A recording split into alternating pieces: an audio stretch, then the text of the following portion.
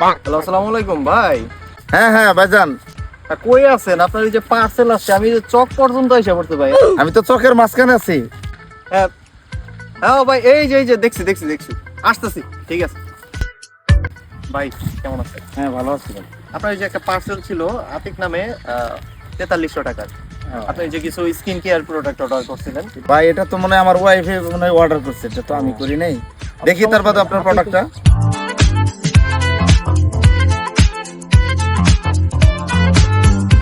আমার বাবু তো সুন্দর মানুষ, এটা কি আমার জন্য অর্ডার করলো?